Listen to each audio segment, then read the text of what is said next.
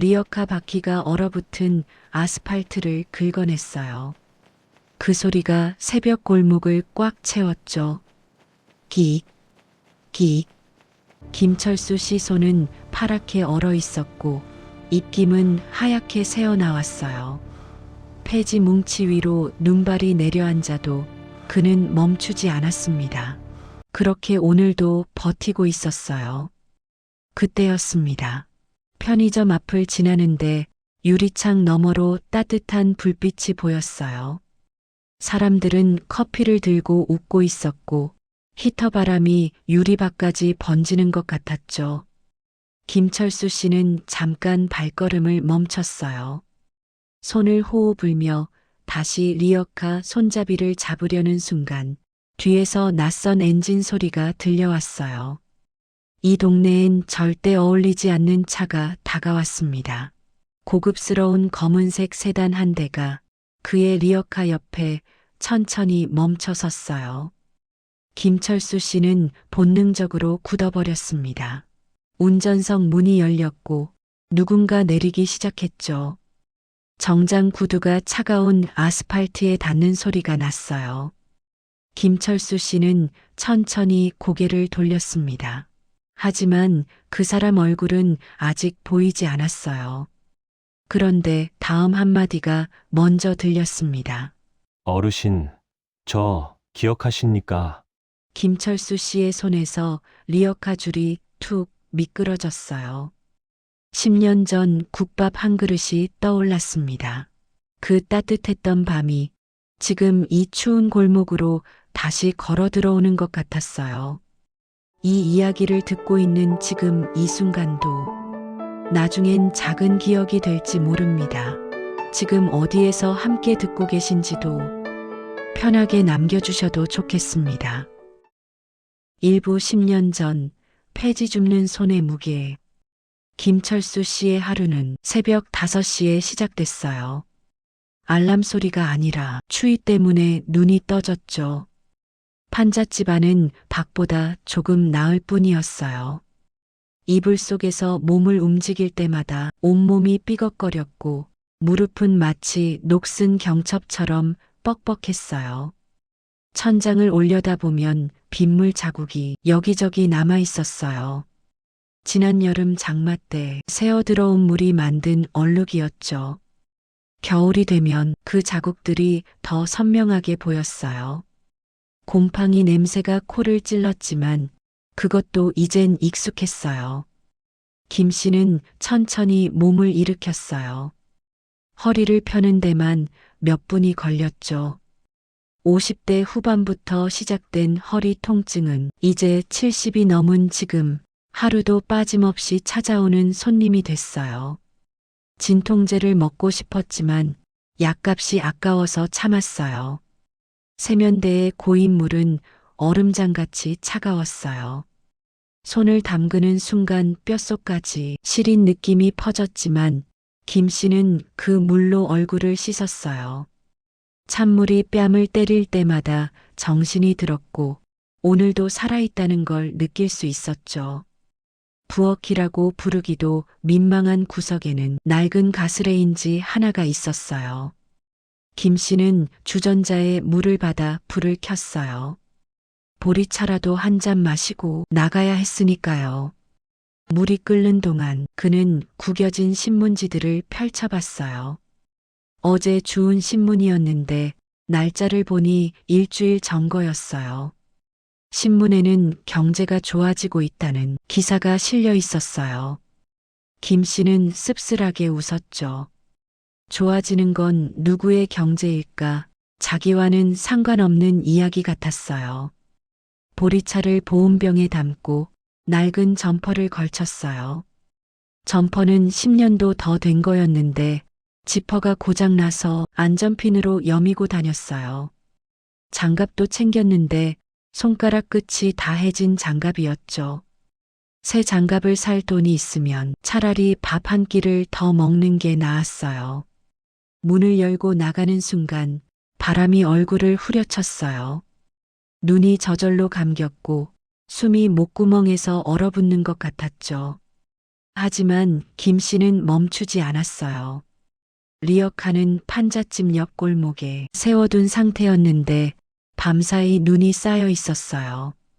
리어카 손잡이를 잡는 순간 손바닥에 쇠기가 파고들었어요. 얼어붙은 철제 손잡이는 장갑을 뚫고 들어올 정도로 차갑고 날카로웠죠. 김 씨는 입김을 호호 불어가며 손잡이를 잡았고 천천히 리어카를 끌기 시작했어요.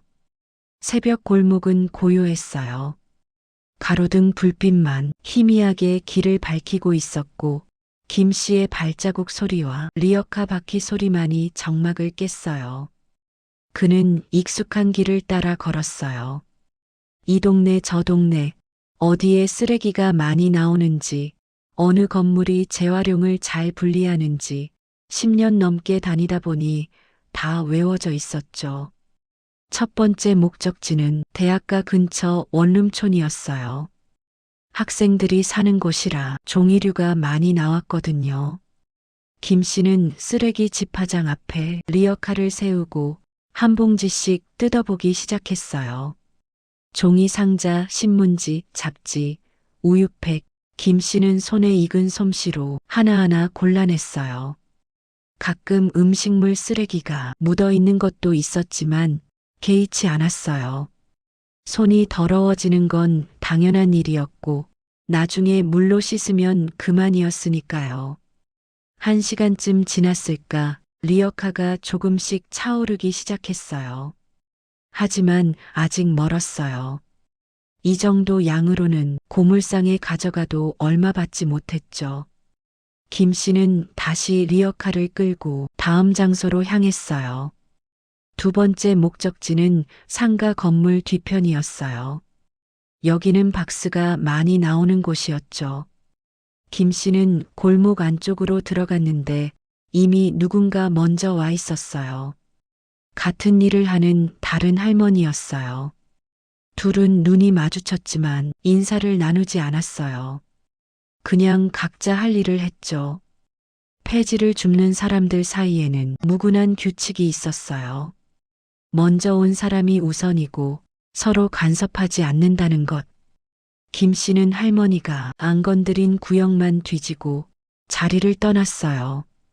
해가 뜨기 시작했어요. 하늘이 회색빛에서 연한 주황빛으로 물들었고 거리에도 사람들이 하나둘 나타나기 시작했어요. 출근하는 직장인들, 학교 가는 학생들, 가게 문을 여는 주인들, 그들은 모두 바쁘게 움직였고 김 씨는 그 틈에서 조용히 폐지를 주었어요. 어떤 사람들은 김 씨를 힐끗 쳐다봤어요. 어떤 사람들은 고개를 돌렸죠. 어떤 사람들은 동정 어린 눈빛을 보냈고 어떤 사람들은 무시했어요. 김 씨는 그 모든 시선에 익숙했어요. 처음엔 창피했지만 이젠 그냥 아무렇지도 않았어요. 아니, 아무렇지 않은 척하는 게 익숙해졌다고 하는 게 맞았어요. 오전 10시쯤 되자 리어카는 거의 가득 찼어요. 폐지 뭉치가 산처럼 쌓였고 김 씨는 그걸 끈으로 단단히 묶었어요. 이제 고물상으로 가야 할 시간이었죠. 고물상까지는 언덕길을 올라가야 했어요. 경사가 꽤 있는 길이었는데 리어카가 가득 차면 올라가기가 정말 힘들었어요. 김 씨는 한 걸음 한 걸음 천천히 올라갔어요. 가끔 멈춰서서 숨을 고르고 다시 올라가고 또 멈추고 그렇게 반복했죠.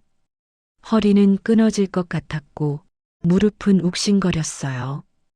땀이 등줄기를 타고 흘러내렸지만 바깥 공기는 너무 차가워서 땀이 식으면 오히려 더 추웠어요. 그래도 김 씨는 멈추지 않았어요. 멈추면 안 된다는 걸 알고 있었으니까요. 고물상에 도착했을 때 김 씨는 리어카를 세우고 한참을 숨을 골랐어요. 가슴이 벌렁거렸고 심장이 터질 것 같았죠. 손으로 가슴을 짚으며 심호흡을 했어요.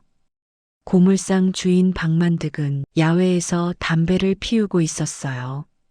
50대 중반의 박만득은 배가 불룩 나왔고 얼굴은 항상 붉은 기가 돌았어요. 술을 좋아하는 사람 특유의 얼굴이었죠. 왔어, 영감? 박만득은 담배 연기를 후 내뿜으며 김 씨를 내려다봤어요. 말투부터 반말이었죠. 김 씨는 그보다 20살은 더 많았지만 박만득은 늘 반말을 했어요. 네, 사장님. 김 씨는 존댓말로 대답했어요. 굽신거리는 게 싫었지만 어쩔 수 없었어요. 박만득이 화나면 폐지를 아예 안 사주기도 했거든요. 박만득은 담배를 입에 문 채 리어카 쪽으로 걸어왔어요. 폐지 뭉치를 발로 툭툭 차보더니 코웃음을 쳤어요. 이게 다야? 오늘 양이 적네. 김 씨는 아무 말도 하지 않았어요. 양이 적다는 말을 들을 때마다 가슴이 답답했지만 항변할 수가 없었어요. 박만득은 자기 마음대로 평가했고 자기 마음대로 값을 매겼으니까요.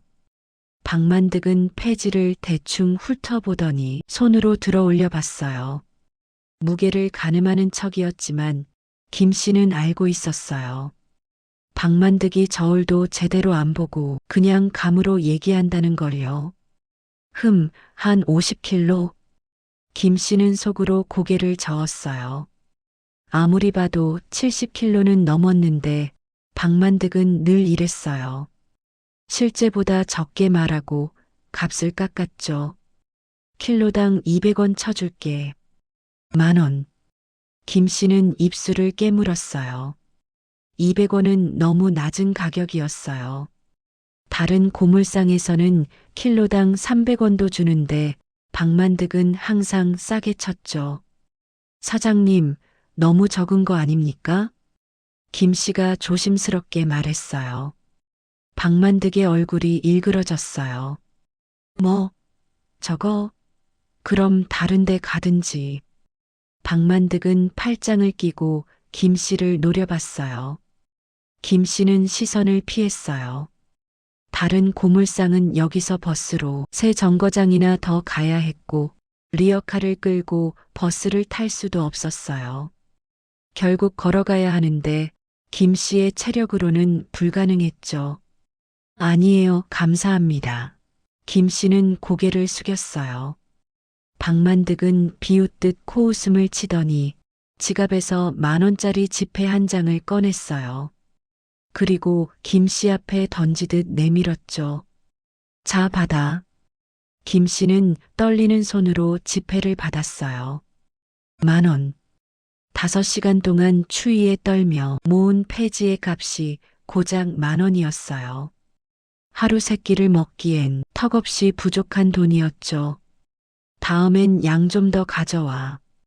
이런 거 가져오지 말고.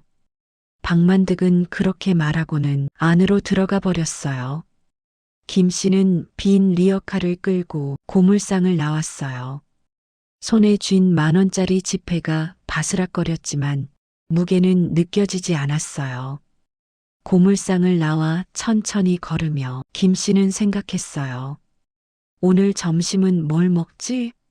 라면을 살까? 아니면 빵을 살까? 머릿속으로 계산기를 두드렸어요. 라면은 1,200원, 빵은 2,000원, 10,000원으로 사흘은 버텨야 했어요. 길을 걷다가 슈퍼 앞을 지나게 됐어요. 진열대에 놓인 컵라면들이 보였죠. 김치라면, 너구리, 신라면, 색색의 포장이 눈길을 끌었어요. 김 씨는 멈춰서서 한참을 바라봤어요. 그때 슈퍼 옆 건물 계단에서 누군가 내려오는 소리가 들렸어요. 김 씨는 고개를 돌렸어요. 26쯤 돼 보이는 청년이 비틀거리며 계단을 내려오고 있었어요. 청년의 얼굴은 창백했어요. 뺨은 푹 꺼져 있었고 눈 밑에는 시퍼런 다크서클이 자리 잡고 있었죠.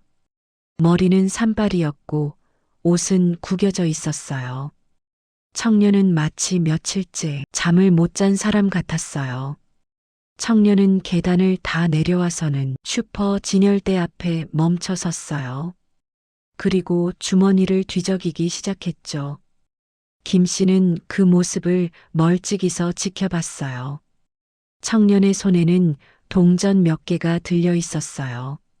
100원짜리, 500원짜리, 청년은 손바닥 위에 동전을 세어봤어요. 입술이 움직이는 걸 보니 숫자를 세고 있는 것 같았죠. 그리고 청년은 한숨을 깊게 내쉬었어요. 고개를 떨구고 어깨가 축 처졌어요. 동전을 다시 주머니에 넣더니 청년은 진열대를 보지도 않고 돌아섰어요. 그 순간 김 씨는 청년의 뒷모습을 보며 뭔가 이상한 느낌을 받았어요. 청년의 걸음걸이가 너무 힘이 없었고 어깨는 마치 세상의 무게를 다 짊어진 것처럼 무거워 보였거든요. 청년은 다시 계단을 올라갔어요. 한 계단 한 계단 오르는 게 마치 산을 오르는 것처럼 힘들어 보였죠.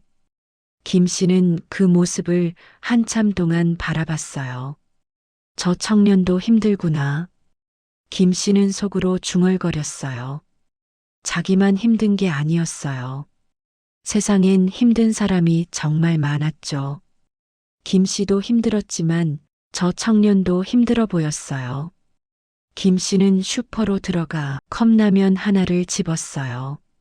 1200원이었죠. 계산을 하고 나오는데 문득 청년이 다시 떠올랐어요. 밥은 먹고 다니나.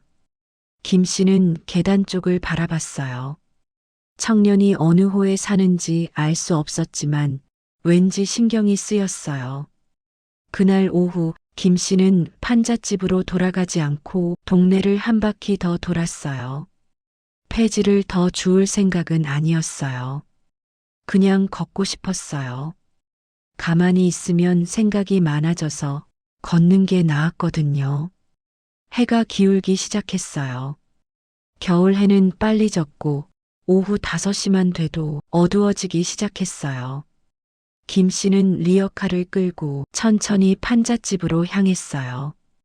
판잣집에 도착해서 문을 열었을 때 안은 바깥보다 더 추웠어요. 김 씨는 코트를 벗지도 않고 그대로 방바닥에 앉았어요. 무릎이 아파서 더 이상 서 있을 수가 없었거든요. 라면을 끓여 먹었어요. 뜨거운 국물이 목구멍을 타고 내려가니 조금 나아지는 것 같았어요. 하지만 한 끼로는 배가 차지 않았고 저녁이 되자 다시 배가 고팠어요.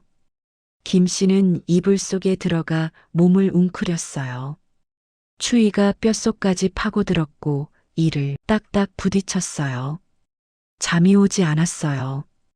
배가 고프면 잠이 안 왔거든요.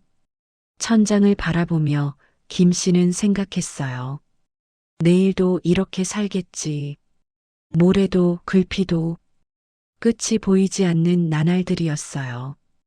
그런데 문득 아까 그 청년이 떠올랐어요.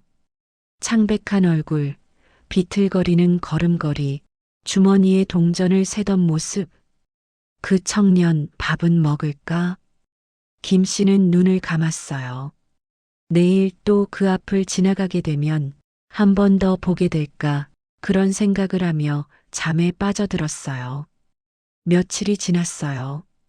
김 씨는 매일 같은 루트로 폐지를 주었고 그 고시원 앞을 지나갔어요. 가끔 청년이 보였어요. 청년은 여전히 창백했고 여전히 비틀거렸어요. 어느 날 김 씨는 청년이 고시원 앞 계단에 주저앉아 있는 걸 봤어요. 고개를 떨군 채 양손으로 얼굴을 감싸고 있었죠. 어깨가 들썩이는 걸 보니 우는 것 같았어요. 김 씨는 멈춰 섰어요. 리어카를 잡은 손에 힘이 들어갔어요. 지나칠까 말을 걸까 망설였죠. 결국 김 씨는 청년에게 다가가지 않았어요. 대신 그냥 지나쳤어요. 무슨 말을 해야 할지 몰랐고 괜히 참견하는 것 같아서 싫었거든요. 하지만 그날 밤 김 씨는 잠을 이루지 못했어요. 청년의 모습이 자꾸 떠올랐고 가슴 한구석이 답답했어요. 내가 뭘 해줄 수 있을까? 김 씨는 자문했어요. 하지만 답이 없었어요. 자기도 먹고 살기 힘든데 남을 도울 여유가 어디 있었겠어요. 그런데 이상하게도 청년 생각이 자꾸 났어요. 마치 자기 자식처럼 걱정이 됐어요. 김 씨에게는 자식이 없었어요. 결혼도 못했고 가족도 없었죠. 평생 혼자 살아왔어요. 그래서인지 청년이 더 안쓰러웠어요. 며칠 후 김 씨는 결심했어요.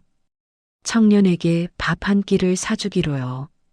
자기도 먹고 살기 힘들지만 그래도 저 청년은 자기보다 더 어리고 더 약해 보였거든요. 그날 고물상에서 10,000원을 받았을 때 김 씨는 그 돈을 꼭 쥐었어요. 그리고 동네 끝에 있는 국밥집으로 향했어요. 국밥집 문을 열었을 때 할머니가 반갑게 맞아줬어요.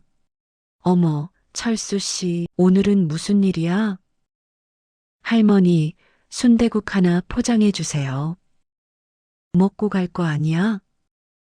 아니요, 포장이요. 할머니는 고개를 갸웃하며 순대국을 포장했어요. 김 씨는 5,000원을 냈어요. 남은 돈은 5,000원이었죠. 이틀은 버텨야 하는 돈이었어요. 김 씨는 따뜻한 국밥 포장을 들고 고시원으로 향했어요. 고시원 실장을 만나서 그 청년이 어디에 묵는지 알아냈어요. 계단을 올라가며 심장이 두근거렸어요. 왜 이러는지 자기도 잘 몰랐어요. 203호 앞에 도착했어요. 문틈으로 희미한 불빛이 새어나오고 있었어요. 김 씨는 문을 두드렸어요. 안에서 인기척이 들렸어요. 그리고 문이 조금 열렸죠. 청년이 문틈 사이로 얼굴을 내밀었어요. 누구세요? 청년의 목소리는 쉬어 있었어요. 김 씨는 국밥을 내밀었어요. 학생, 이거 먹어. 청년은 어리둥절한 표정으로 김 씨를 바라봤어요. 그리고 국밥을 받죠. 이게 뭔가요? 국밥이야. 배고프지? 먹어. 청년의 눈이 흔들렸어요. 입술이 파르르 떨렸고 손은 떨리고 있었어요. 저는 돈이 없는데요. 아니야, 그냥 주는 거야. 받아. 김 씨는 청년의 손에 국밥을 쥐어줬어요. 청년은 국밥을 받아들고는 눈물을 글썽였어요. 감사합니다. 정말 감사합니다. 청년의 목소리가 떨렸어요. 김 씨는 더 이상 말을 하지 않고 돌아섰어요. 학생, 밥은 먹고 다녀야 해. 알았지? 김 씨는 그렇게 말하고는 계단을 내려갔어요. 뒤에서 청년이 뭐라고 말하는 소리가 들렸지만 김 씨는 돌아보지 않았어요. 계단을 다 내려와서 김 씨는 한숨을 내쉬었어요. 가슴이 뭉클했어요. 뭔가 따뜻한 게 퍼지는 것 같았죠. 그날 밤 김 씨는 저녁을 굶었어요. 하지만 이상하게 배가 고프지 않았어요. 아니, 고픈데도 마음은 편안했어요. 저 청년이 밥을 먹었겠지. 따뜻한 국밥을 먹고 조금이라도 힘을 냈으면 좋겠다. 김 씨는 그런 생각을 하며 잠에 들었어요. 이후 10년이 흐른 후 검은 세단이 멈춘 날. 그로부터 10년이 흘렀어요. 세월은 참 빨랐어요. 10년이라는 시간 동안 김 씨의 삶은 크게 달라지지 않았어요. 여전히 새벽에 일어나 리어카를 끌었고 여전히 폐지를 주어 박만득에게 헐값을 받았어요. 하지만 달라진 게 있다면 김 씨의 몸이었어요. 10년 전보다 훨씬 더 쇠약해졌죠. 허리는 더 굽었고 무릎은 더 아팠어요. 손가락 관절은 붓고 변형돼서 펴지지도 않았어요. 2025년 1월 한파주의보가 내렸어요. 영하 15도까지 떨어진다는 예보였죠. 김 씨는 그날도 새벽에 일어났지만 몸이 말을 듣지 않았어요. 이불 밖으로 나오는 것조차 힘들었어요. 손발이 꽁꽁 얼어 있었고 온몸이 얼어붙은 것 같았죠. 그래도 일어나야 했어요. 일을 안 하면 돈이 없었고 돈이 없으면 밥을 못 먹었으니까요. 세수를 하려고 세면대로 갔는데 물이 얼어 있었어요. 수도꼭지를 틀어도 물이 나오지 않았죠. 김 씨는 할 수 없이 세수를 포기했어요. 밖으로 나갔을 때 바람이 얼굴을 핥히고 지나갔어요. 숨을 쉴 때마다 폐가 시렸고 눈물이 저절로 났어요. 리어카 손잡이를 잡았을 때 손바닥이 철에 달라붙는 것 같았어요. 오늘은 정말 춥다. 김 씨는 중얼거렸어요. 하지만 멈출 수 없었어요. 리어카를 끌고 걷기 시작했죠. 첫 번째 쓰레기 집화장에 도착했을 때 손가락 감각이 거의 없었어요. 장갑을 끼고 있었지만 소용없었죠. 김 씨는 손을 호호 불며 폐지를 주었어요. 1시간, 2시간, 시간이 흘렀지만 리어카는 잘 차지 않았어요. 추운 날엔 사람들이 밖에 쓰레기를 잘 안 내놓았거든요. 김 씨는 평소보다 더 많은 곳을 돌아다녀야 했어요. 오전 10시쯤 김 씨는 잠시 쉬기 위해 편의점 앞 벤치에 앉았어요. 더 이상 걸을 수가 없었거든요. 무릎이 덜덜 떨렸고 숨이 가빴어요. 편의점 유리창 너머로 따뜻한 불빛이 보였어요. 안에 있는 사람들은 커피를 마시며 웃고 있었고 히터 바람이 따뜻하게 나오는 게 보였어요. 김 씨는 그 모습을 멍하니 바라봤어요. 부러웠지만 들어갈 수는 없었어요. 편의점 안은 손님들을 위한 공간이었고 자기 같은 사람은 어울리지 않았으니까요. 그때 문득 10년 전 기억이 떠올랐어요.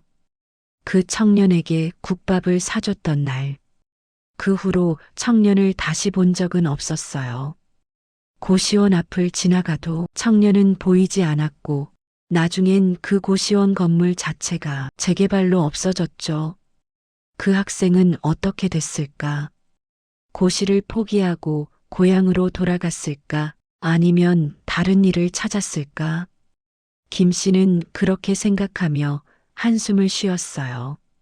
잘 살고 있으면 좋겠다는 생각이 들었죠. 다시 일어나려는데 다리에 힘이 안 들어갔어요. 김 씨는 벤치 팔걸이를 붙잡고 천천히 일어섰어요. 어지러웠지만 참았어요. 리어카를 끌고 다시 걷기 시작했어요. 그런데 이상했어요. 평소보다 훨씬 더 힘들었어요. 발이 떨어지지 않았고 시야가 흐릿했어요. 조금만 더. 김 씨는 스스로를 다그쳤어요. 고물상까지만 가면 됐어요. 거기서 돈을 받으면 오늘 일은 끝이었으니까요. 그렇게 한 걸음 한 걸음 옮기는데 갑자기 뒤에서 차 소리가 들렸어요. 김 씨는 리어카를 길 한쪽으로 비켰어요. 차가 지나가겠거니 생각했죠. 그런데 차는 지나가지 않았어요. 김 씨의 옆에 천천히 멈춰 섰어요. 김 씨는 고개를 돌려 차를 봤어요. 검은색 세단이었어요. 고급스러운 차였죠. 이런 차가 이 동네에 올 일이 없었는데 김 씨는 고개를 갸웃했어요. 운전석 문이 열렸어요. 그리고 한 남자가 내렸어요. 정장을 말끔하게 차려입은 30 중반쯤의 남자였죠. 남자는 차에서 내리더니 김 씨를 똑바로 바라봤어요. 그리고는 천천히 다가왔어요. 김 씨는 본능적으로 한 걸음 뒤로 물러섰어요. 무슨 일인지 알 수 없었거든요. 혹시 자기가 뭘 잘못했나, 리어카가 차기를 막았나, 그런 생각이 들었어요. 그런데 남자는 김 씨 앞에 서더니 갑자기 무릎을 꿇었어요. 김 씨는 깜짝 놀랐어요. 정장을 입은 남자가 차가운 아스팔트 바닥에 정장 바지가 더러워지는 것도 개의치 않고 무릎을 꿇었어요. 그리고 남자는 고개를 깊이 숙이며 큰 절을 올렸어요. 어르신. 남자의 목소리는 떨리고 있었어요. 김 씨는 어안이 벙벙해서 아무 말도 못했어요. 누구십니까? 김 씨는 더듬거리며 물었어요. 주변의 사람들이 하나둘 모여들기 시작했어요. 무슨 일인가 싶어 구경하는 거였죠. 남자는 고개를 들었어요. 그의 눈에는 눈물이 그렁그렁 맺혀 있었어요. 어르신, 저예요. 10년 전에 국밥을 주셨던 그 학생입니다. 김 씨는 순간 숨이 멎는 것 같았어요. 10년 전 국밥? 그때 그 청년? 김 씨는 남자의 얼굴을 자세히 봤어요. 희미하게, 정말 희미하게. 기억이 떠올랐어요. 창백했던 얼굴, 비틀거리던 걸음걸이, 203호 문 앞에서 떨리던 손. 아, 그때 그 학생? 김 씨의 목소리도 떨렸어요. 남자는 고개를 끄덕이며 다시 절을 올렸어요. 네, 맞습니다. 어르신, 정말 감사합니다. 정말 감사합니다. 남자의 목소리가 끊겼어요. 울먹이는 것 같았죠. 김 씨는 황급히 남자를 일으켰어요. 아니, 일어나요. 사람들이 다 보잖아요. 하지만 남자는 일어나지 않았어요. 대신 김 씨의 손을 꽉 잡았어요. 거칠고 갈라진 손, 평생 노동으로 굳은 손을 두 손으로 감싸쥐었죠. 어르신, 저 그날 죽으려고 했어요. 김 씨는 가슴이 철렁했어요. 남자는 눈물을 닦으며 계속 말했어요. 고시에 5번 떨어졌어요. 돈도 다 떨어졌고 집에서는 연락도 안 받았어요. 친구들은 다 취직해서 잘 살고 있었고 저만 혼자 고시원에 갇혀서 매일매일이 지옥이었어요. 남자의 목소리는 떨렸어요. 김 씨도 눈시울이 붉어졌어요. 그날 정말 마지막이라고 생각했어요. 고시원 옥상에 올라갔었어요. 난간에 서서 아래를 내려다봤어요. 한 발만 더 나가면 끝이었어요. 김 씨는 숨을 죽이고 남자의 말을 들었어요. 근데 그때 배가 너무 고팠어요. 이상하죠? 죽으려고 하는데 배가 고프다니. 그래서 다시 내려왔어요. 마지막으로 뭐라도 먹고 가자. 그런 생각으로요. 남자는 김 씨의 손을 더 꽉 쥐었어요. 그런데 어르신이 국밥을 주셨잖아요. 따뜻한 국밥이랑 밥은 먹고 다니라는 그 말씀. 그 말이 저를 붙잡았어요. 남자의 눈물이 뺨을 타고 흘러내렸어요. 김 씨의 눈에서도 눈물이 났어요.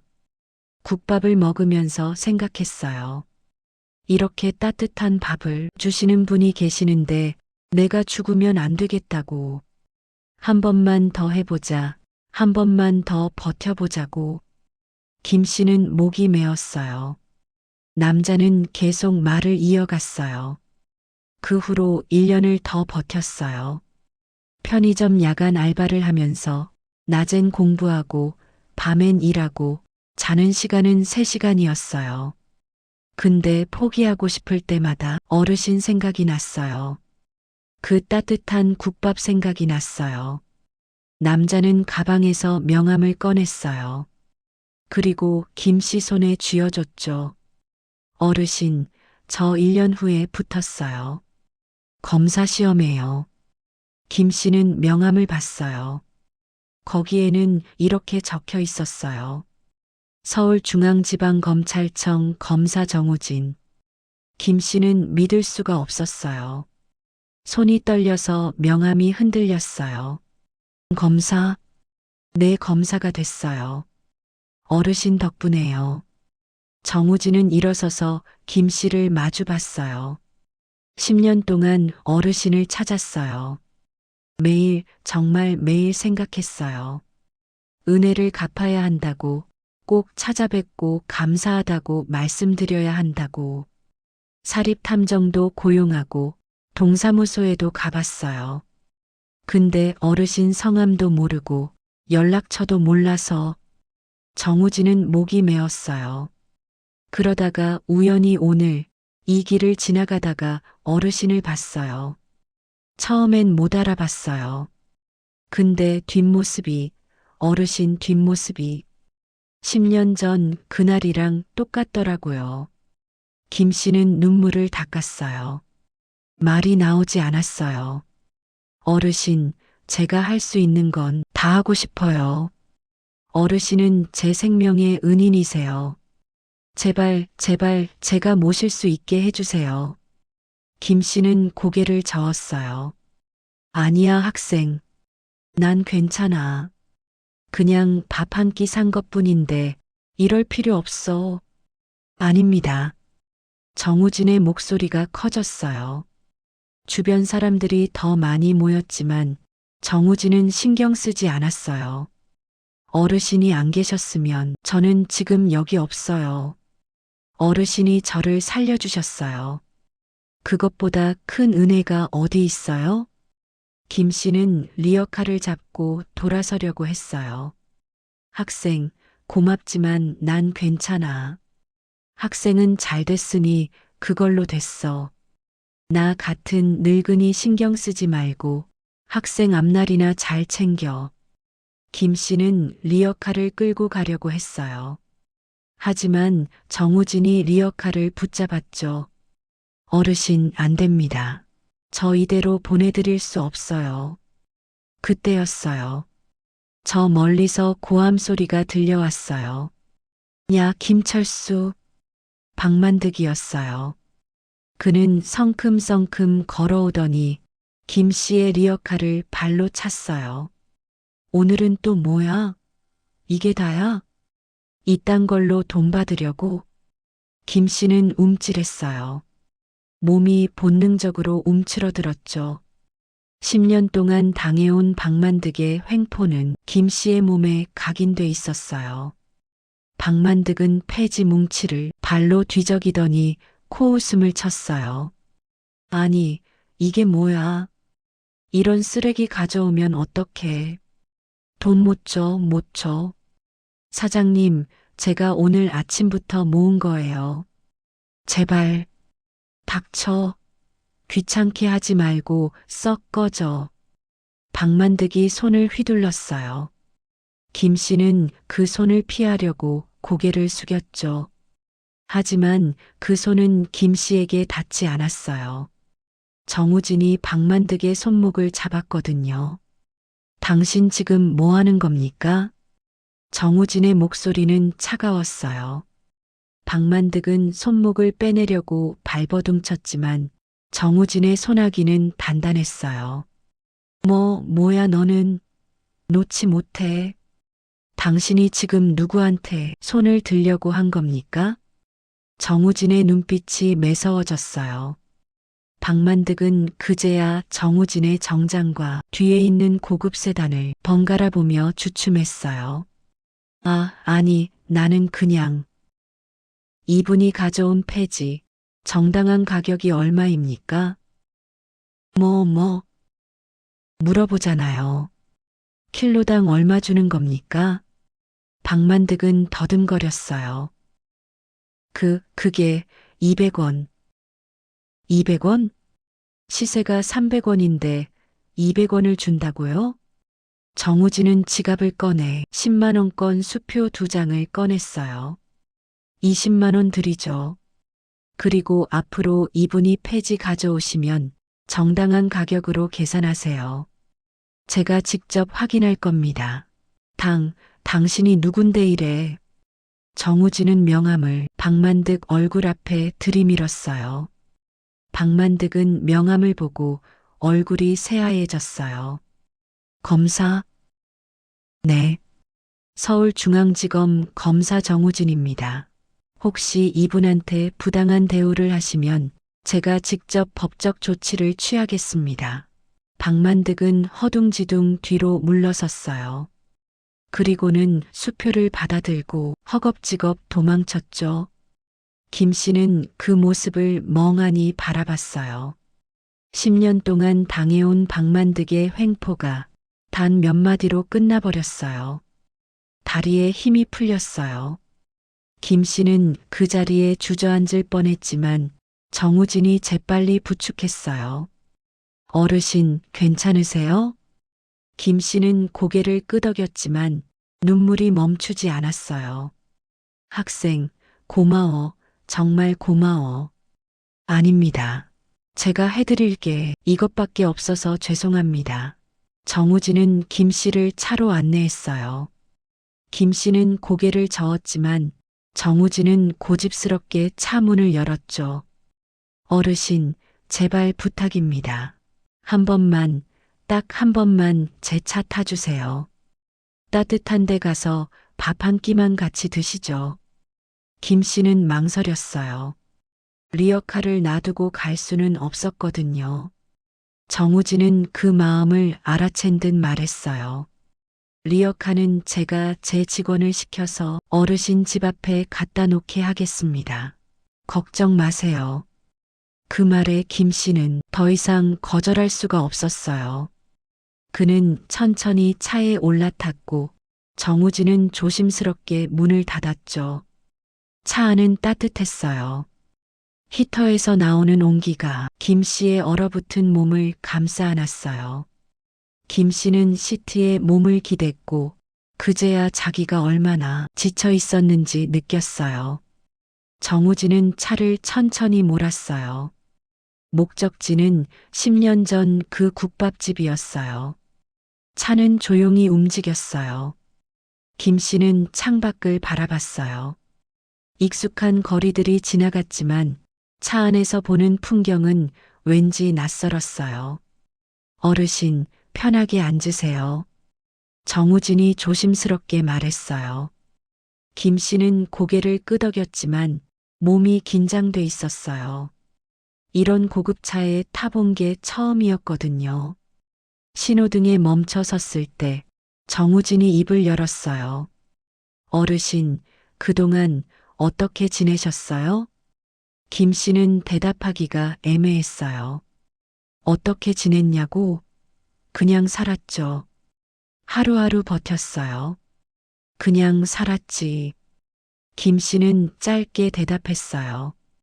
정우진은 백미러로 김 씨를 봤어요. 그의 눈빛이 안쓰러워 보였죠. 제가 진작 찾았어야 했는데 죄송합니다. 아니야, 학생 잘못 아니야. 나도 이름 안 알려줬으니까. 정우진은 아무 말도 하지 않았어요. 하지만 그의 손이 핸들을 꽉 쥐고 있는 게 보였어요. 곧 국밥집에 도착했어요. 10년 전 그 국밥집이었죠. 간판은 조금 낡았지만 여전히 할매 국밥이라고 쓰여 있었어요. 정우진은 차에서 내려 김 씨를 부축했어요. 김 씨는 천천히 차에서 내렸고 국밥집 문을 봤어요. 10년 만이구나. 김 씨는 그렇게 생각하며 문을 열었어요. 3부 국밥집에 남겨진 편지들. 국밥집 문을 열자 익숙한 냄새가 코끝을 스쳤어요. 뜨끈한 국물 냄새, 고기 삶는 냄새, 10년 전 그날의 냄새가 그대로였죠. 주인 할머니는 여전히 그 자리에 계셨어요. 머리는 더 허옇게 새었고 허리는 더 굽었지만 여전히 국을 끓이고 계셨어요. 할머니는 문 여는 소리에 고개를 들었어요. 어서 오세요. 할머니는 손님을 맞이하는 인사를 했다가 김 씨를 보고 눈을 크게 떴어요. 어머, 철수 씨, 이게 얼마만이야? 할머니, 안녕하세요. 김 씨는 어색하게 웃었어요. 할머니는 앞치마로 손을 닦으며 김 씨에게 다가왔어요. 아이고, 그동안 어디 갔었어? 한동안 안 보이길래 혹시 어디 편찮으신가 걱정했잖아. 아니에요, 괜찮았어요. 그냥 바빴어요. 김 씨는 변명처럼 말했어요. 사실은 국밥을 사 먹을 돈이 없어서 안 온 거였지만 그 말은 할 수 없었죠. 정우진은 할머니에게 공손히 인사를 했어요. 할머니, 저 기억하세요? 할머니는 정우진을 찬찬히 바라봤어요. 눈을 가늘게 뜨고 한참을 쳐다보더니 갑자기 손뼉을 쳤어요. 아이고, 그때 그 고시생, 맞지? 네, 맞습니다. 어머, 이 학생이 얼마나 찾아왔는지 몰라. 철수 씨 어디 사냐고 연락처 있냐고 물어봤잖아. 근데 나도 몰랐어.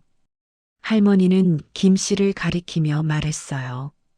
김 씨는 고개를 갸웃했어요. 저를 찾았다고요? 정우진은 고개를 끄덕였어요. 네, 어르신. 저 여기 10년 동안 거의 매년 왔어요. 혹시나 어르신을 만날 수 있을까 봐요. 매년? 김 씨는 믿을 수가 없었어요. 10년 동안? 매년? 정우진은 가게 한쪽 구석을 가리켰어요. 김 씨는 그쪽을 봤어요. 벽에 작은 액자가 걸려 있었어요. 저거 뭡니까? 직접 가서 보세요. 정우진은 김 씨를 그쪽으로 안내했어요. 김 씨는 천천히 다가가 액자를 봤어요. 액자 안에는 편지 한 장이 들어 있었어요. 노란색으로 바랜 편지였는데 또박또박 쓴 글씨가 보였어요. 어르신께 저는 2016년 사법시험에 합격한 정우진입니다. 어르신이 주신 국밥 덕분에 살 수 있었습니다. 어르신을 꼭 다시 뵙고 싶습니다. 감사합니다. 2016년 12월 정우진 올림. 김 씨는 편지를 읽으며 눈물이 났어요. 손이 떨려서 액자가 흔들렸죠. 이게 언제 쓴 거예요? 합격하고 바로 썼어요. 그리고 할머니한테 부탁드렸어요. 혹시 어르신 오시면 꼭 보여달라고요. 정우진은 목이 메었어요. 할머니가 옆에서 거들었어요. 이 친구가 매년 왔어. 겨울마다 왔어. 그러면서 물어봤지. 혹시 그 어르신 보셨어요? 라고. 나도 철수 씨가 안 오니까 뭐라고 대답을 못했어. 김 씨는 고개를 돌려 정우진을 봤어요. 정우진은 눈물을 닦고 있었어요. 어르신, 저 진짜 찾았어요. 사립탐정도 고용했고, 동사무소에도 가봤고, 경찰서에도 가봤어요. 근데 어르신 성함도 모르고, 주소도 몰라서 실마리가 하나도 없었어요. 정우진은 김 씨의 손을 잡았어요. 그래도 포기 안 했어요. 언젠가는 꼭 만날 수 있을 거라고 믿었어요. 그리고 오늘 정말 기적처럼 만났어요. 김 씨는 울었어요. 소리내어 울었어요. 평생 울지 않고 살았는데 오늘은 참을 수가 없었어요. 할머니가 국밥 2그릇을 가져왔어요. 김이 모락모락 나는 순대국밥이었죠. 자, 드세요. 옛날 생각하면서 할머니는 국밥을 테이블 위에 놓고 김치랑 깍두기도 듬뿍 내왔어요. 정우진은 김 씨 앞에 국밥을 놓고 숟가락을 건넸어요. 어르신, 같이 먹어요. 김 씨는 떨리는 손으로 숟가락을 들었어요. 국물을 한 모금 떠먹었을 때 그 맛은 10년 전과 똑같았어요. 아니, 어쩌면 더 따뜻하게 느껴졌어요. 맛있죠? 정우진이 물었어요. 김 씨는 고개를 끄덕였어요. 말을 하면 울음이 터질 것 같아서 그냥 끄덕였죠. 둘은 조용히 국밥을 먹었어요. 가게 안은 고요했고 밖에서는 눈이 내리기 시작했어요. 국밥을 다 먹고 정우진은 다시 입을 열었어요. 어르신, 제가 여쭤봐도 될까요? 뭘? 어르신은 왜 저한테 국밥을 주셨어요? 저 본 적도 없으시고 아무 관계도 아니었는데. 김 씨는 잠시 생각했어요. 왜 그랬을까? 자기도 정확히 모르겠어요. 그냥 그날따라 청년이 안쓰러워 보였고 그냥 밥을 사주고 싶었어요. 글쎄, 학생이 너무 말랐더라고. 그리고 뭔가 포기한 것 같은 얼굴이었어. 나도 그런 적 있어서 알 것 같았어. 김 씨는 천천히 말했어요. 세상이 다 끝난 것 같고 내일이 없을 것 같고 그런 얼굴 있잖아. 학생이 그랬어. 그래서 그냥 밥이라도 먹으면 좀 나아지지 않을까 그렇게 생각했어. 정우진은 고개를 숙였어요. 어깨가 떨렸어요. 어르신, 그 국밥 먹으면서 울었어요. 방에 혼자 앉아서 국밥 먹으면서 막 울었어요. 정우진은 손으로 얼굴을 가렸어요. 세상에 나 같은 사람한테 밥을 사주는 사람이 있다는 게 그게 너무 신기했어요. 그리고 생각했어요. 이런 분이 계시는 세상이라면 나도 한 번 더 살아볼 만하다고. 김 씨는 정우진의 등을 두드려줬어요. 정우진은 한참을 울다가 고개를 들었어요. 어르신, 저 그 후로 달라졌어요. 공부하다가 힘들면 그 국밥 생각했어요. 어르신이 나한테 기회를 주셨는데 나는 포기하면 안 된다고 생각했어요. 정우진은 물을 한 모금 마시고 말을 이었어요. 그리고 1년 후에 붙었어요. 시험장에서 합격자 명단 봤을 때 제일 먼저 떠오른 게 어르신이었어요. 어르신한테 꼭 알려드려야지. 꼭 찾아뵙고 감사하다고 말씀드려야지. 그렇게 생각했어요. 김 씨는 고개를 끄덕였어요. 말이 나오지 않았어요. 근데 못 찾았어요. 10년 동안 못 찾았어요.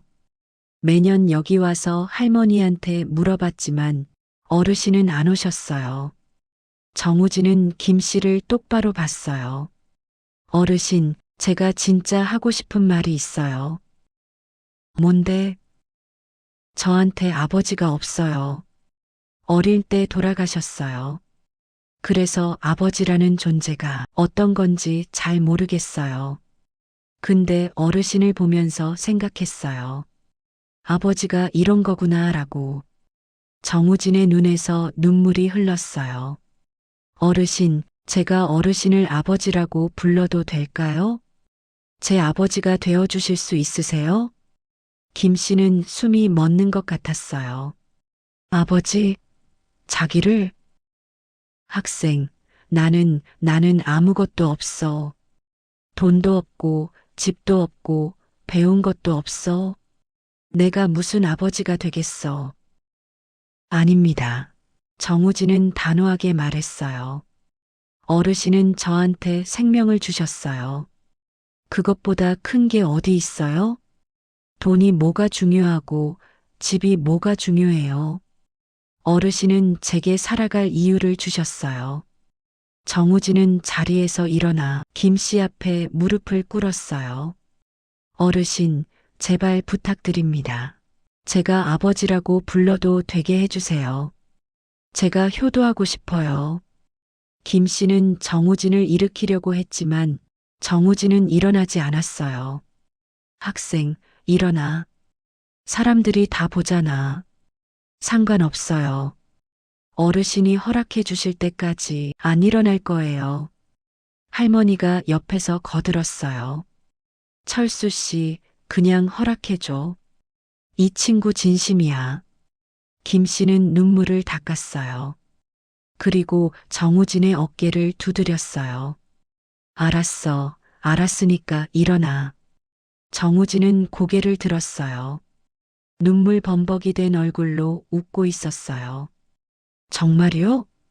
제가 아버지라고 불러도 돼요? 김 씨는 고개를 끄덕였어요. 더 이상 말을 할 수가 없었어요. 정우진은 일어나서 김 씨를 안았어요. 꽉 안았어요. 김 씨도 정우진을 안았어요. 아버지가 아들을 안듯이, 아들이 아버지를 안듯이. 가게 안은 고요했어요. 할머니는 눈물을 닦고 있었고, 밖에서는 눈이 계속 내리고 있었어요. 한참 후에 둘은 자리에 앉았어요. 정우진은 가방에서 봉투 하나를 꺼냈어요. 어르신, 이거 받아주세요. 이게 뭔데? 통장이요. 제가 어르신 명의로 만들었어요. 김 씨는 봉투를 열어봤어요. 통장과 서류 몇 장이 들어 있었어요. 학생, 이게 무슨... 어르신, 이제 폐지 줍지 마세요. 제가 생활비 드릴게요. 아니야, 안 돼. 학생 돈인데 어떡해. 어르신, 저 지금 검사해요. 월급 받아요. 이 정도는 제가 충분히 할 수 있어요. 정우진은 통장 첫 장을 펼쳤어요. 거기에는 숫자가 적혀 있었어요. 김 씨는 그 숫자를 보고 깜짝 놀랐어요. 이게 1,000만 원 입금해뒀어요. 매달 300만 원씩 넣어드릴게요. 학생, 이건 너무 많아. 안 돼. 김 씨는 통장을 돌려주려고 했어요. 하지만 정우진은 받지 않았어요. 어르신, 적어요. 어르신이 저한테 해주신 거에 비하면 턱없이 적어요. 아니야, 나는 국밥 한 그릇만 샀어. 5천 원이었어. 그 5천 원이 제 목숨값이에요. 정우진은 김 씨의 손을 잡았어요. 어르신, 제발 부탁입니다. 받아주세요. 그리고 편하게 사세요. 이제 폐지 줍지 마시고 따뜻한 곳에서 사세요. 김 씨는 떨리는 손으로 통장을 쥐었어요. 평생 이런 돈을 본 적이 없었어요. 학생, 고마워. 정말, 정말 고마워. 정우진은 웃었어요. 환하게 웃었어요. 아니에요, 아버지. 제가 더 감사해요. 그 순간 김 씨는 깨달았어요. 자기가 아버지가 됐다는 걸. 70년 넘게 혼자 살아왔는데 이제 아들이 생겼다는 걸. 밖에서는 눈이 펑펑 내리고 있었어요. 하지만 가게 안은 따뜻했어요. 사부 판잣집을 떠나는 날. 며칠 후 정우진은 다시 찾아왔어요. 이번에는 부동산 중개인과 함께였어요. 어르신, 나와주세요. 김 씨는 판잣집 문을 열고 나왔어요. 정우진은 중개인을 소개했어요. 어르신, 이분이 부동산 사장님이세요. 집 보러 가실 거예요. 무슨 집? 어르신이 사실 집이요. 김 씨는 황급히 손을 저었어요. 아니야, 학생. 나는 여기 있을래. 어르신, 여기는 너무 춥고 위험해요. 겨울에 어떻게 지내세요? 보일러도 안 되고, 물도 자꾸 얼고. 그래도 난 여기가 익숙해. 오래 살았거든. 정우진은 김 씨를 설득했어요. 어르신, 제발 부탁이에요. 한 번만 보러 가주세요. 마음에 안 드시면 안 가셔도 돼요. 그냥 한 번만 보시고 결정하세요. 김 씨는 망설이다가 고개를 끄덕였어요. 정우진은 김 씨를 차에 태우고 아파트로 향했어요.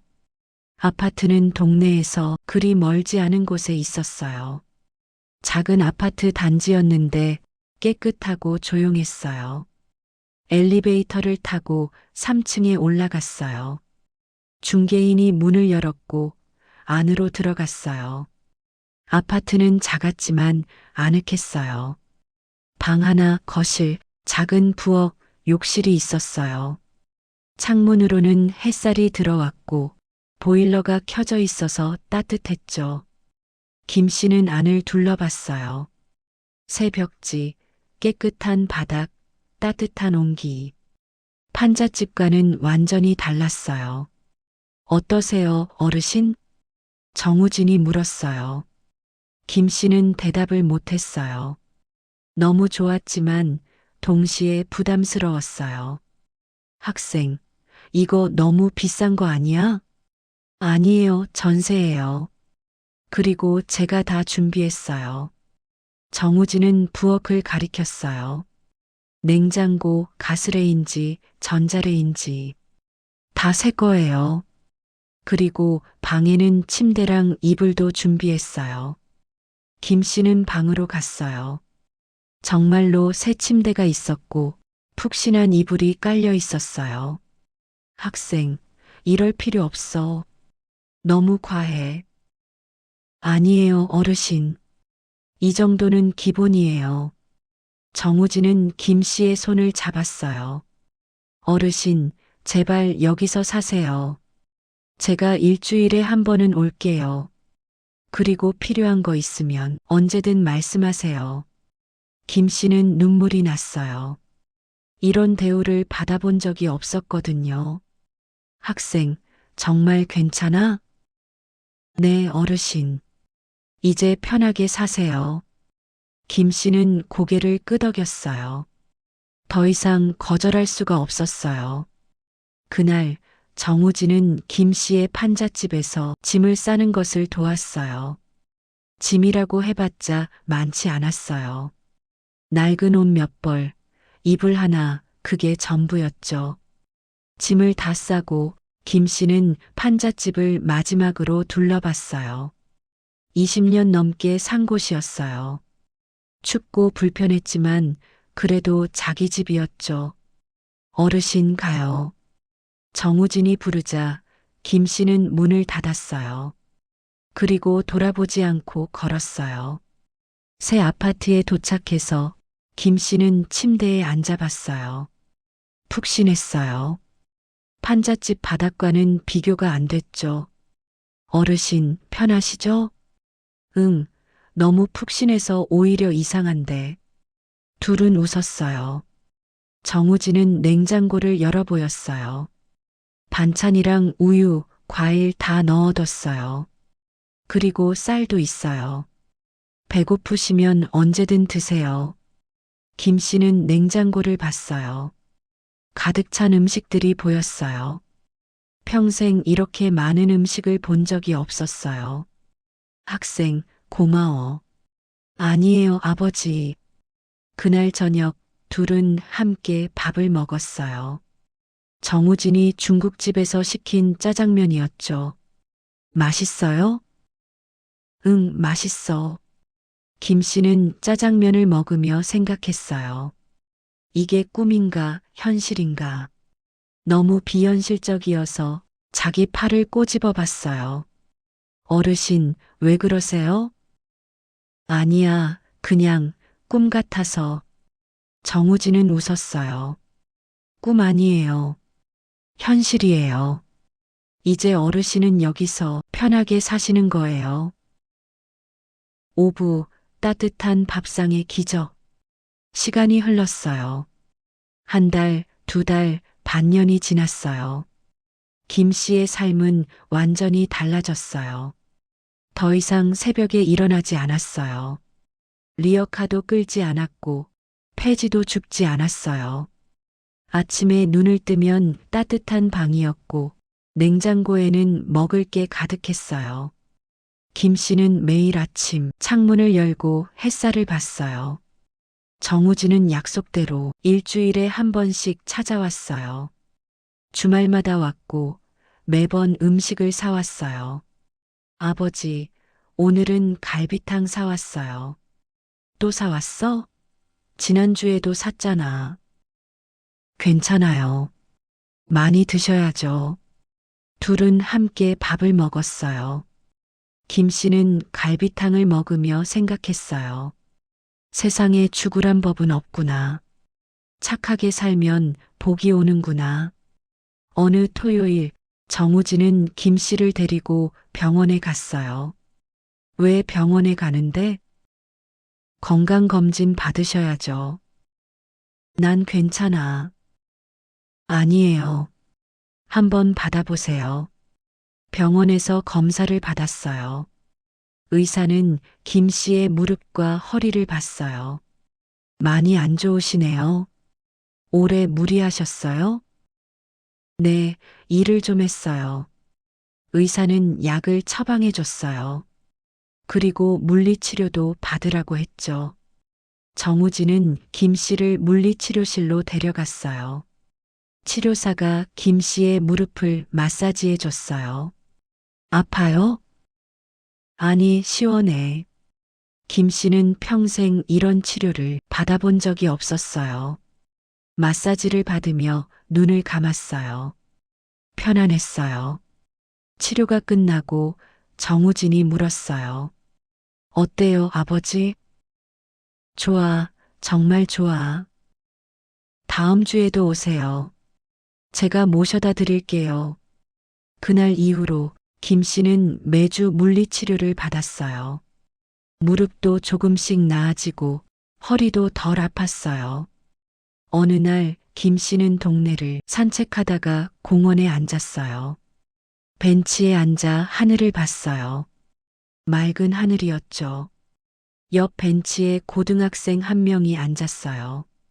교복을 입은 남학생이었는데 얼굴이 창백했어요. 학생은 가방에서 빵 하나를 꺼냈어요. 작은 빵이었죠. 김 씨는 그 학생을 봤어요. 10년 전 그 청년이 떠올랐어요. 김 씨는 주머니에 손을 넣었어요. 지갑에는 정우진이 준 돈이 있었어요. 김 씨는 10,000원짜리 지폐 한 장을 꺼냈어요. 그리고 학생에게 다가갔어요. 학생. 학생은 고개를 들었어요. 김 씨는 10,000원을 내밀었어요. 이거 받아. 밥 먹어. 학생은 놀란 얼굴로 김 씨를 봤어요. 이게 뭐예요?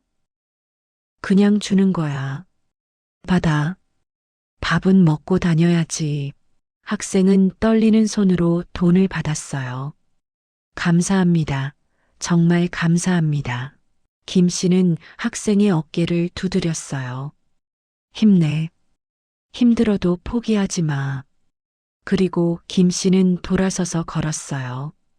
학생은 뒤에서 고맙다고 계속 말했지만 김 씨는 손을 한번 흔들고 갔어요.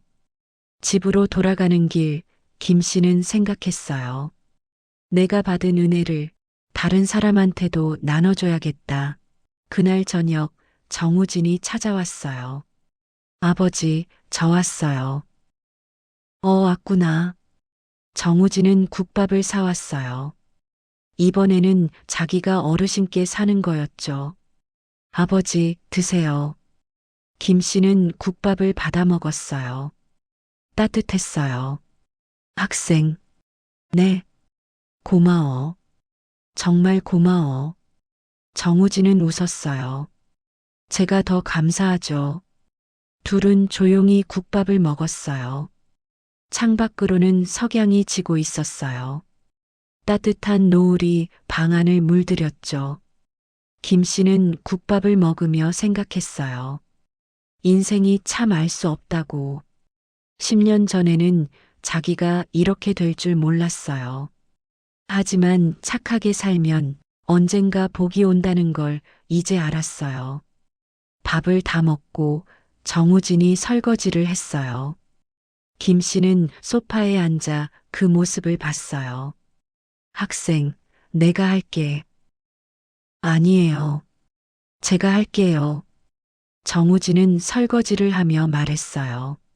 아버지, 다음 주에 우리 같이 여행 가요. 여행? 네, 바다 보러 가요. 아버지 바다 보신 지 오래되셨죠? 김 씨는 고개를 끄덕였어요. 바다는 정말 오래전에 본 것 같았어요. 그래, 한 30년 됐나? 그럼 가요. 제가 차 몰고 갈게요. 김 씨는 웃었어요. 여행이라니. 평생 여행 같은 거 해본 적 없는데. 좋아 가자. 다음 주 둘은 정말로 바다에 갔어요. 동해 바다였어요. 김 씨는 파도를 봤어요. 파도가 밀려왔다가 빠져나갔어요. 반복됐어요. 아버지, 어때요? 좋아, 정말 좋아. 김 씨는 바람을 맞으며 서 있었어요. 짠 바람이 얼굴을 스쳤고 파도 소리가 귓가에 울렸어요. 정우진은 김 씨 옆에 섰어요. 아버지, 행복하세요? 김 씨는 고개를 끄덕였어요. 응, 행복해. 둘은 한참 동안 바다를 봤어요. 해가 지고 있었고 하늘은 붉게 물들고 있었어요. 김 씨는 생각했어요. 인생이 참 신기하다고. 70년을 혼자 살다가 마지막에 아들을 얻었어요. 그리고 그 아들은 10년 전 자기가 준 국밥 한 그릇 때문에 온 거였어요. 김 씨는 정우진을 봤어요.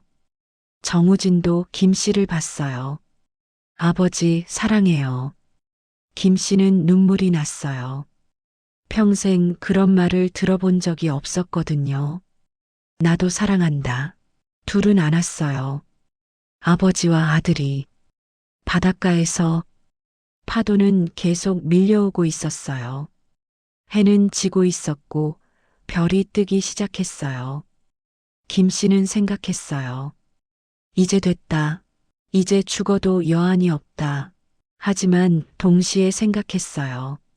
아니야, 아직은 죽으면 안 돼. 이 아들과 더 오래 살아야 해. 그날 밤 둘은 근처 식당에서 회를 먹었어요. 정우진이 소주를 따랐어요. 아버지, 한잔하세요. 나 술 못해. 괜찮아요. 오늘은 특별한 날이니까. 김 씨는 소주잔을 받았어요. 정우진과 건배를 했어요. 건배. 소주는 목을 타고 내려갔어요. 쓰면서도 달았어요. 아버지, 앞으로도 오래오래 건강하게 사세요. 응, 그래야지. 너 결혼할 때까지는 봐야지. 정우진은 웃었어요. 제가 결혼하면 아버지가 줄에 서주세요. 내가, 내 아버지가 해주세요. 김 씨는 눈물이 났어요. 자기가 주례를 선다니. 좋아, 내가 할게. 그날 밤 김 씨는 호텔 침대에 누워 천장을 봤어요. 정우진은 옆방에서 자고 있었어요. 김 씨는 생각했어요. 오늘 하루가 꿈 같았다고. 바다도 보고 회도 먹고 아들과 함께 있었어요. 그리고 생각했어요. 10년 전 그날 국밥을 사준 게 정말 잘한 일이었다고. 그때는 몰랐어요. 그 국밥 한 그릇이 자기 인생을 바꿀 줄은. 김 씨는 눈을 감았어요. 편안한 잠이 찾아왔어요. 다음 날 아침 정우진이 문을 두드렸어요. 아버지, 일어나세요. 아침 먹으러 가요. 김 씨는 일어났어요. 창문을 열었어요. 바다가 보였어요. 아침 햇살이 파도 위에서 반짝이고 있었어요. 오늘도 좋은 날이겠다. 김 씨는 중얼거리며 웃었어요. 그리고 문을 열고 나갔어요. 아들이 기다리고 있었어요. 둘은 함께 아침을 먹으러 갔어요. 손을 잡고 이 이야기가 작은 위로가 되었다면 앞으로도 함께 해주시면 좋겠습니다. 마음사랑 다락방 구독과 좋아요로 응원해주세요.